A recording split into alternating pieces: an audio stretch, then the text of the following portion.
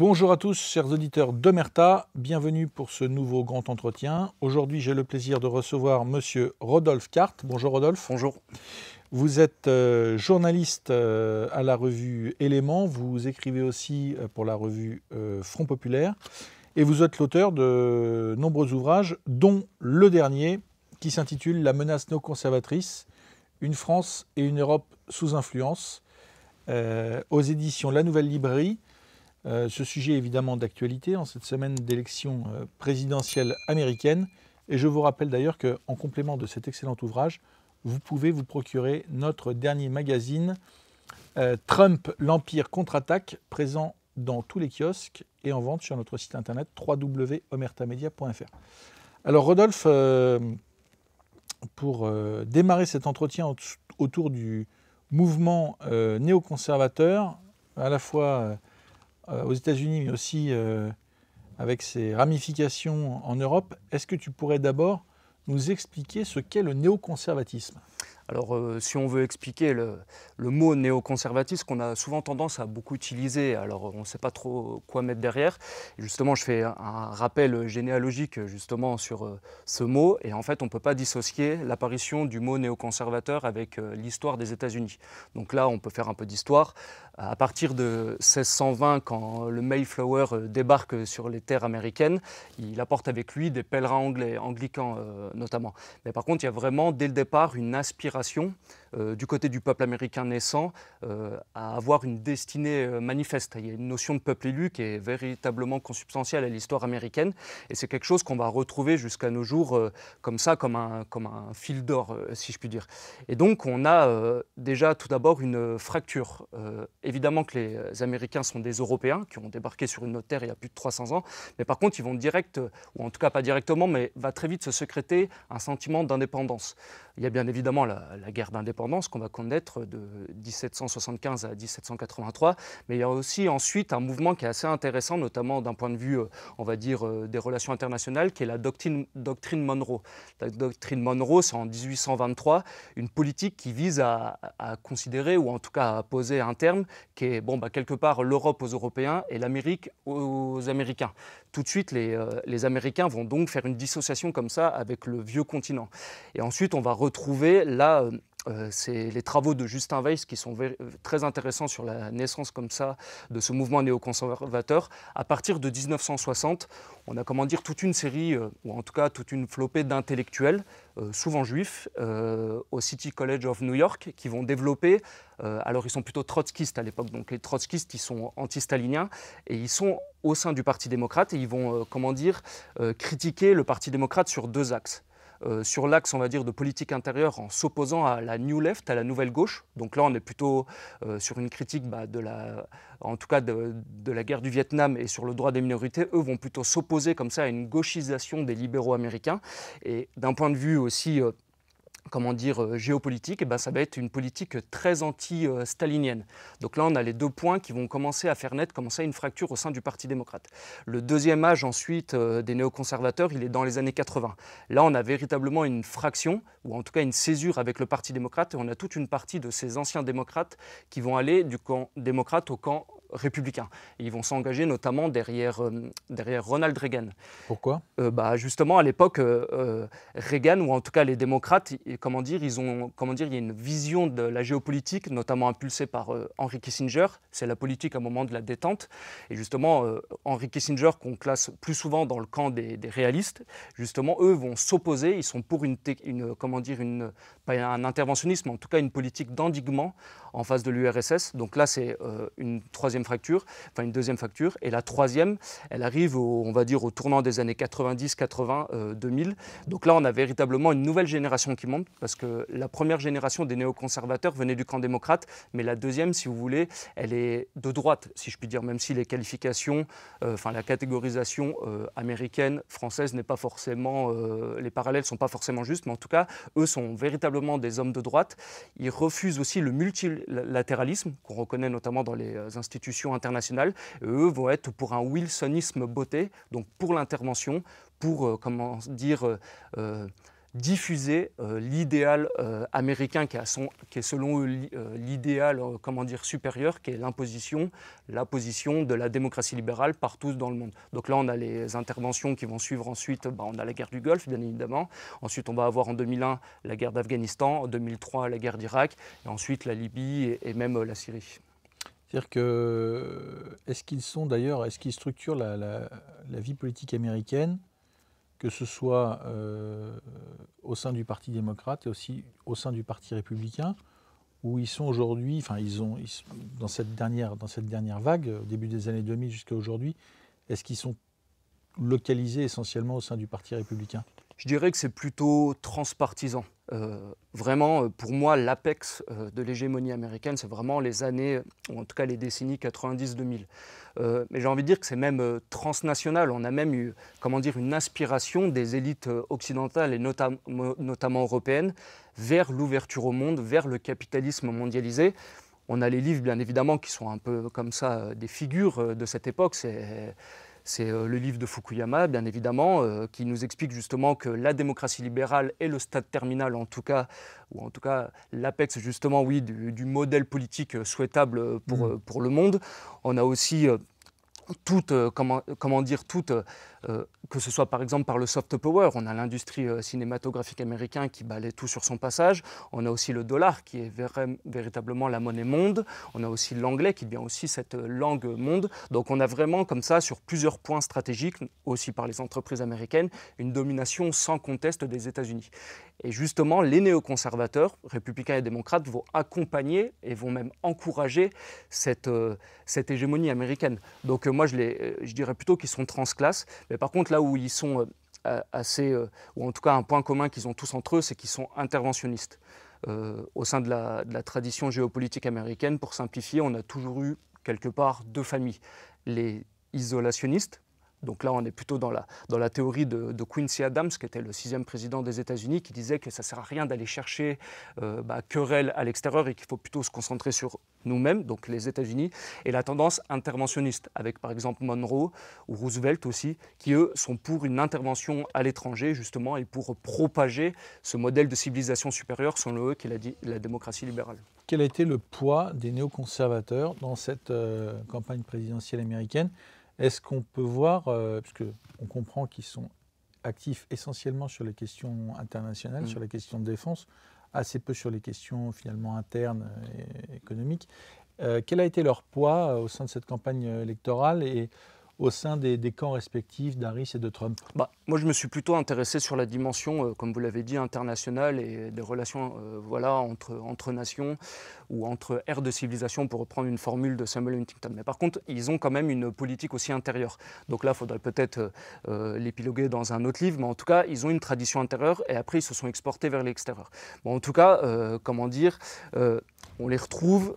Moi, j'aime bien une formule d'Irving Kristol qu'on surnomme le pape. Et justement, quand on lui posait la question, il dit qu'est-ce que les néoconservateurs? Est-ce que c'est un parti, un lobby? Est-ce que c'est des figures intellectuelles? Et lui, justement, il disait plutôt que c'était une sensibilité. D'où justement le passage d'une sphère à l'autre, notamment de la sphère européenne à la sphère américaine, en passant même par la sphère occidentale. C'est plutôt cette sensibilité, moi, qui m'a intéressé. Alors, bien évidemment, il y a des institutions, il y a des think tanks, il y a des revues, mais par contre, à mon avis, ce qui est véritablement intéressant, c'est cette sensibilité qu'on peut qualifier d'occidentaliste, de libéral, et plutôt justement d'interventionniste, si je puis dire. Trump, vous le classeriez chez les conservateurs ou chez les néoconservateurs ?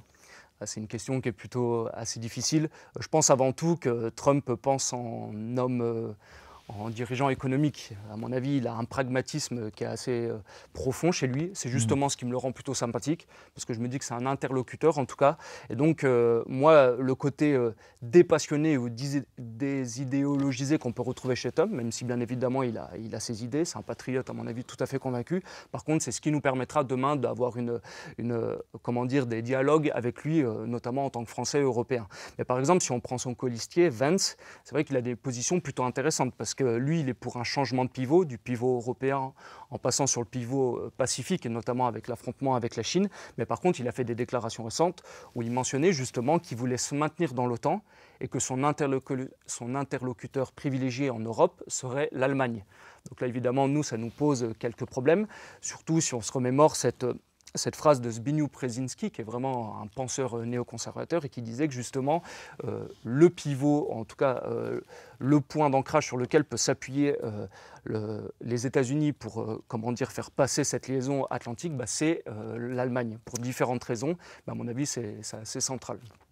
Avant de passer sur la partie européenne, l'influence des néoconservateurs en Europe et en France en particulier, c'est l'objet de votre ouvrage. On se souvient quand même qu'il y a eu des grandes figures néoconservatrices aux États-Unis, dans l'entourage des présidents Clinton et Bush en particulier. Certains sont morts, d'autres ont pris leur retraite. On pense à Dick Cheney, on pense à Donald Rumsfeld, Madeleine Albright, côté démocrate, très engagée dans la lutte, dans la guerre contre la Serbie dans les années 90. Est-ce qu'aujourd'hui, il subsiste comme ça des grandes figures néoconservatrices, ou est-ce que, avec l'échec des guerres successives d'Irak et d'Afghanistan notamment, ils adoptent plutôt, ils sont toujours présents, mais ils adoptent plutôt un profil bas, ils se font discrets? Oui, comme vous l'avez mentionné, bien évidemment, il y a eu les échecs à répétition. L'échec de l'Afghanistan, de l'Irak, même quelque part de la Syrie ou même de la Libye, même si ce n'est pas forcément des échecs, mais on a vu en tout cas le retour là, justement d'une parole comme celle de Poutine, qui a été véritablement la parole comme ça, qui a fait l'opposition en tout cas à la voie atlantiste. Mais par contre, dès 2014, même de 2013, avec l'Euromaïdan, on avait eu comme ça un bombage de torse, ou en tout cas ils étaient revenus, on l'avait vu notamment dans les médias de grand chemin en France.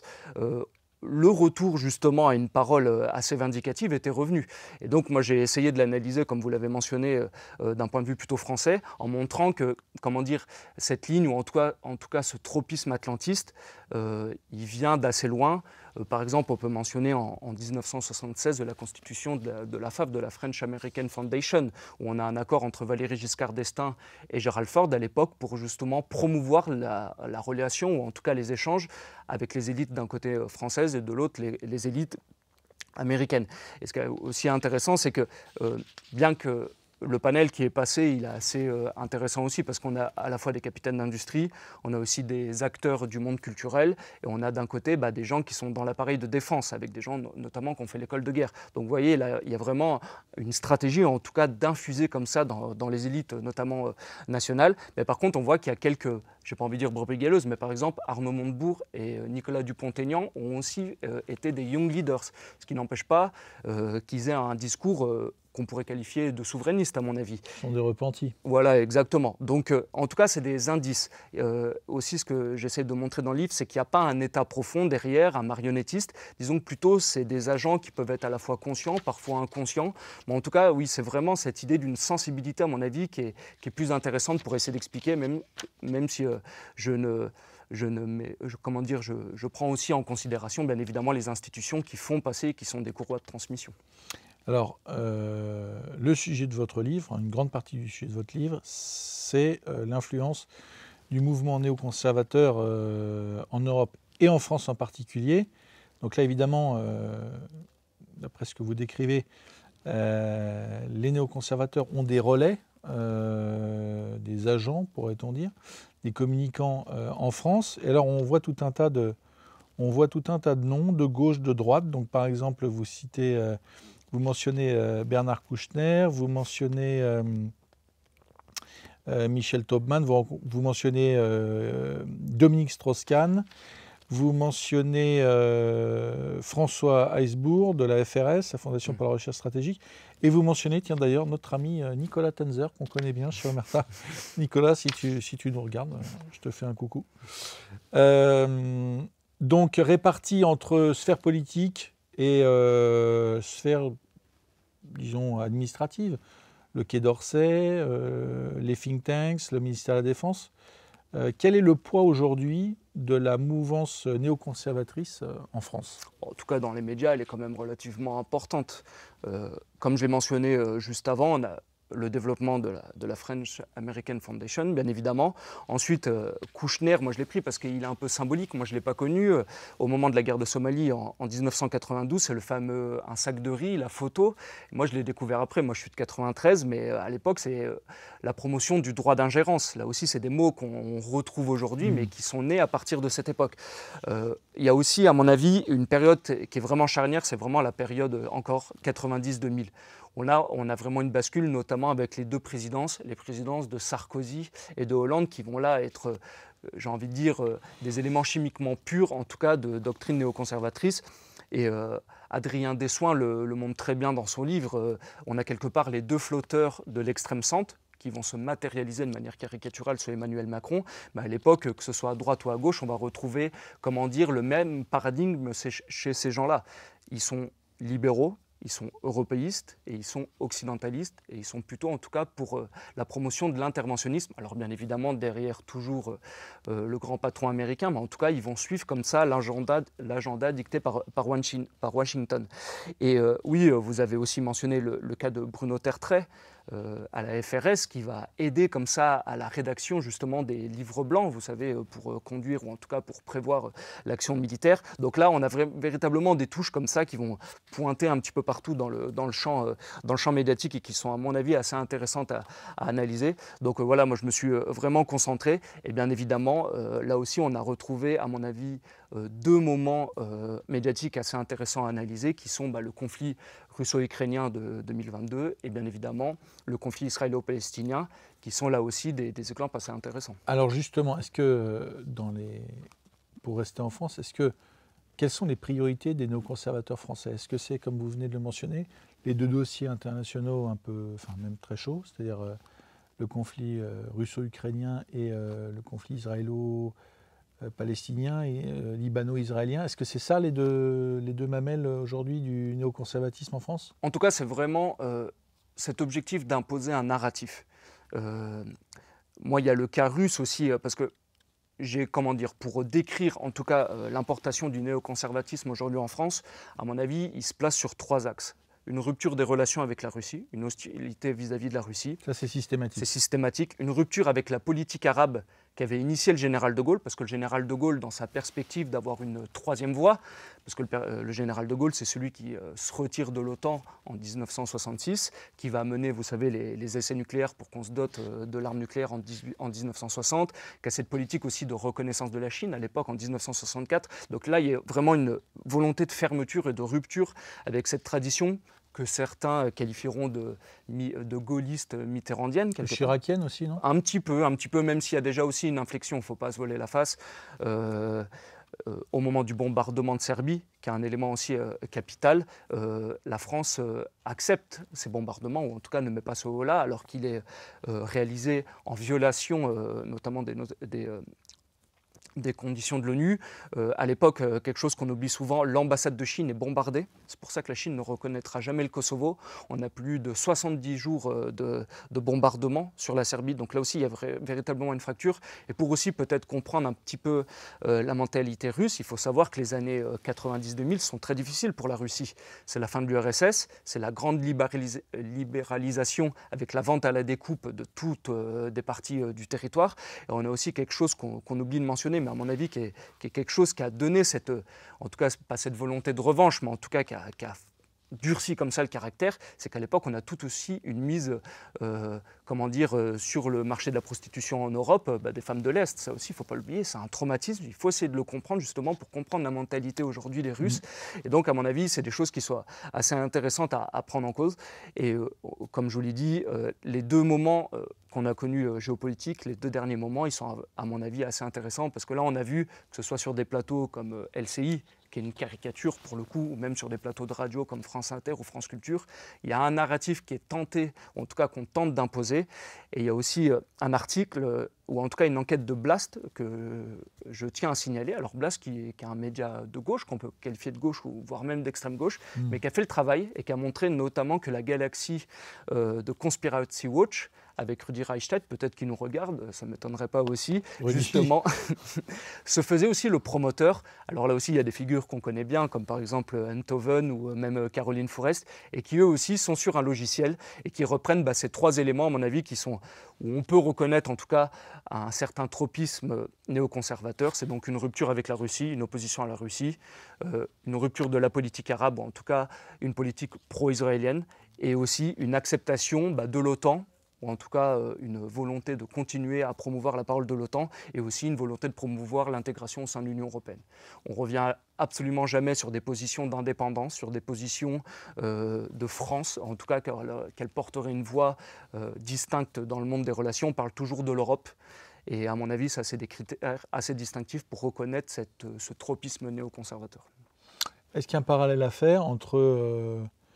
par exemple, l'Open Society de George Soros, qui milite pour une globalisation généralisée, c'est-à-dire un grand métissage, l'abolition des frontières, en fait pour l'édiction d'une nouvelle Babylone. Et ces néoconservateurs, est-ce qu'il y a un lien? Est-ce que finalement George Soros est aussi un néoconservateur? Au moment de la fondation du cercle de l'Observatoire que vous avez mentionné, juste après les attentats du 11 septembre, on va retrouver tout un mélange d'intellectuels. On a André Glucksmann, mais aussi Raphaël, père et fils. On a BHL, on a Kouchner, on a aussi Pierre-André Taguieff, qui est peut-être la personnalité intellectuelle qui m'est le plus chère, parce que c'est vraiment un intellectuel, mais en tout cas il gravite, c'est vrai, dans cette galaxie. Et en 2006, à côté de ce cercle, va se créer une revue, la revue... j'ai plus le titre, c'est pas la revue des Deux Mondes, mais en tout cas une revue qui va promouvoir et inviter par exemple dans ses colonnes George Soros ou encore Dominique Strauss-Kahn. Donc bien évidemment qu'il y a des liens. Et par exemple, on peut mentionner aussi au début des années 2000 toutes les révolutions de couleur qu'on a connues en Europe de l'Est justement. En 2000, on a la révolution des bulldozers en Serbie. En 2003, on a la révolution des roses en Géorgie. En 2004, la révolution orange bien évidemment en Ukraine. Et en 2005, la révolution des tulipes au Kyrgyzstan. Et bien évidemment, il peut y avoir une certaine appétence de la société civile qui a peut-être envie de se libérer, mais il ne faut pas être dupe. Et on sait très bien, aujourd'hui, ça a été documenté, que déjà, à l'époque, l'Occident, à travers des réseaux financiers, mais aussi des réseaux, médiatiques, avait influencé ou poussé dans cette optique-là. Donc vous voyez, évidemment, à l'époque, on peut faire quelques liens entre, cet occidentalisme, mais aussi cette politique comme ça de propagande par notamment des réseaux notamment sorosiens. Donc oui, il y a quelques liens, il ne faut pas les réduire, il n'y a pas forcément directement des liens, mais en tout cas, oui, là-dessus, on peut en reconnaître, oui. Est-ce que vous diriez que dans le paysage politique français, ce mouvement néoconservateur a aussi, je dirais, irrigué aujourd'hui une partie du Rassemblement national? Quelle est la part de ce mouvement? Quelle est l'influence de ce mouvement au sein du Rassemblement national, par exemple? Elle est assez difficile à déterminer. Comme je vous l'ai dit, le tropisme, en tout cas une certaine sensibilité néoconservatrice, on la retrouve quand il y a les 3 éléments que j'ai déjà mentionnés juste avant. Aujourd'hui, si je prends plutôt l'univers politique, parfois on a notamment à gauche des mouvements qui vont être plutôt pro-ukrainiens, mais aussi pro-palestiniens. Donc vous voyez, là il y a déjà une certaine divergence. Certains vont être plutôt pro-européens, d'autres plutôt souverainistes. Au sein du RN, on a quand même une tendance aussi, en tout cas plutôt au souverainisme. Donc là, ça nous met plutôt en porte-à-faux avec le mouvement néoconservateur. On a plutôt une politique qui veut reprendre en tout cas les accents gaulliens, en essayant de tracer cette 3e voie, justement. Ce n'est pas forcément de ne pas prendre parti, mais en tout cas, c'est d'avoir une distance critique, parce que bien évidemment, qu'en tant qu'Ukrainien ou Russe, ou en tant que Palestinien ou Israélien, ces conflits sont plutôt existentiels pour eux. C'est tout à fait concevable qu'ils le prennent de manière passionnelle.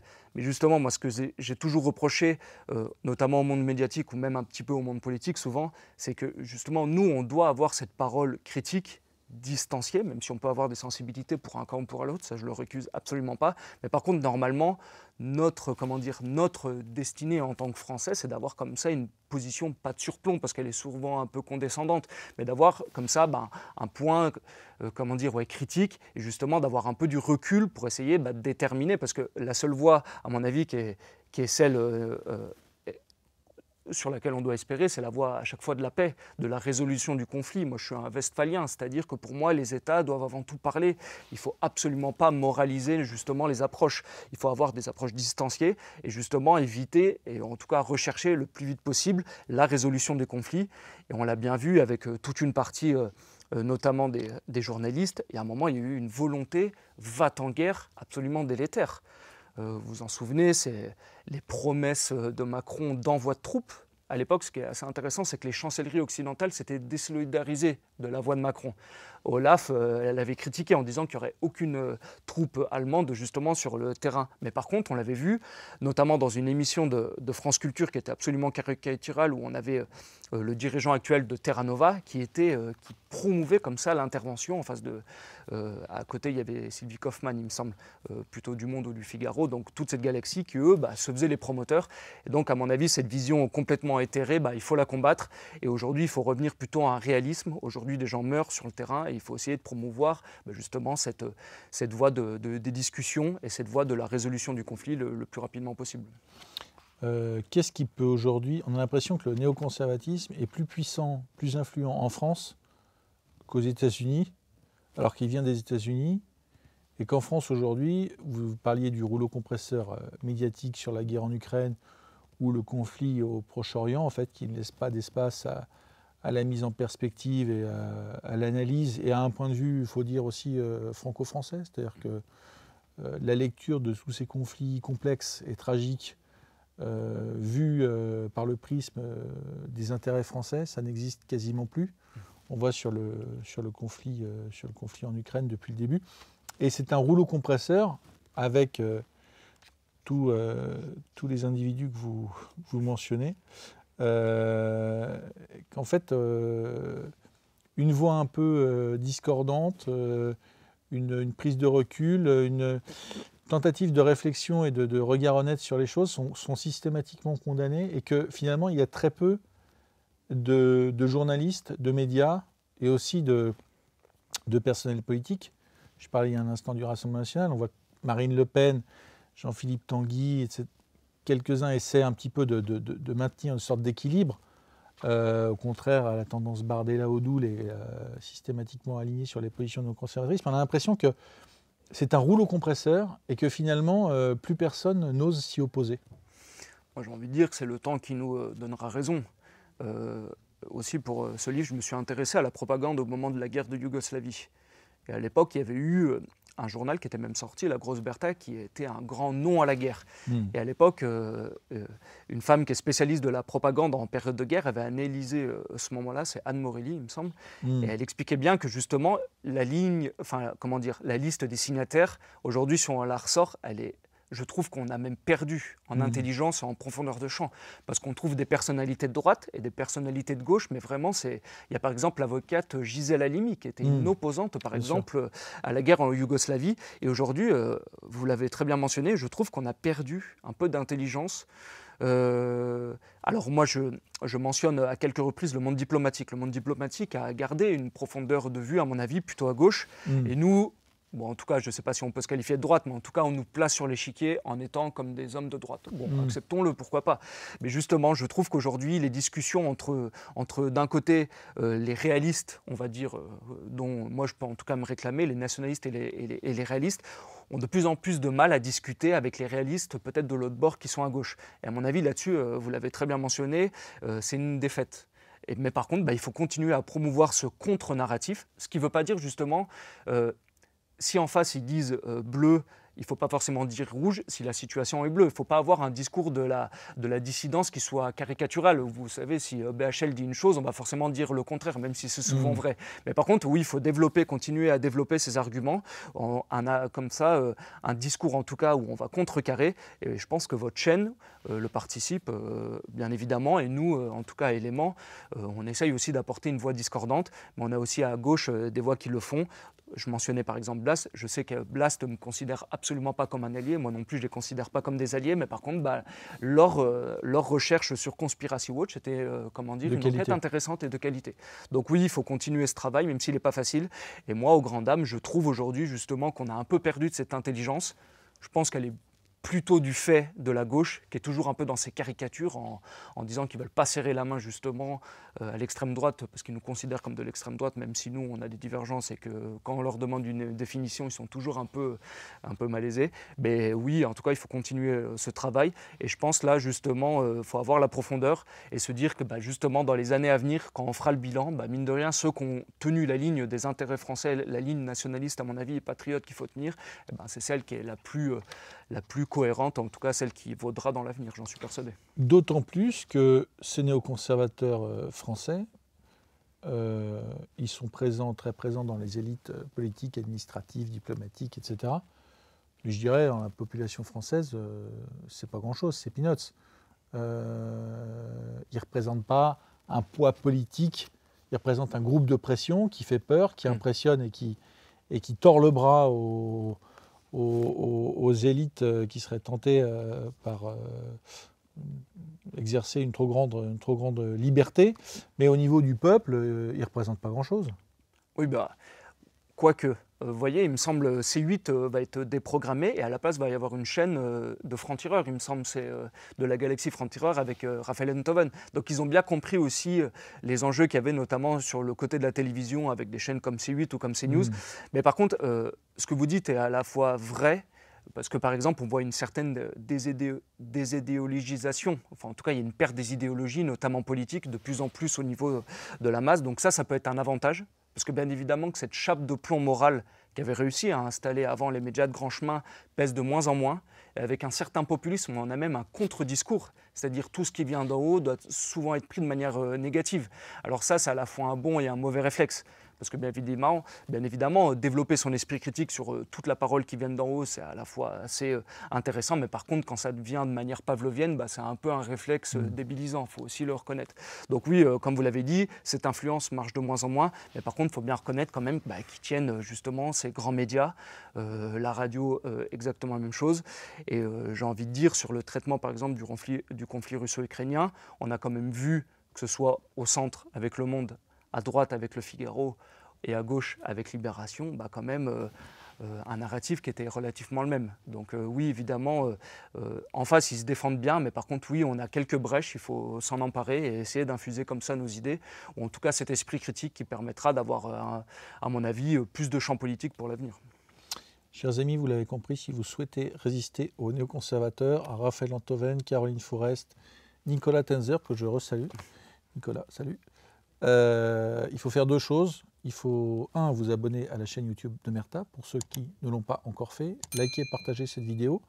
Et vous procurez l'excellent livre de Rodolphe, La menace néoconservatrice, une France et une Europe sous influence. La thématique est non seulement liée aux élections américaines, mais elle est liée aussi à tout ce qui se passe en France, au paysage médiatique et au fait que certains médias comme le nôtre résistent et proposent une ligne éditoriale différente, divergente, et aux personnalités, aux auteurs, aux jeunes auteurs talentueux comme Rodolphe, de vous proposer des ouvrages qui sont absolument essentiels pour comprendre ce qui se passe, comment les choses fonctionnent et comment aussi résister.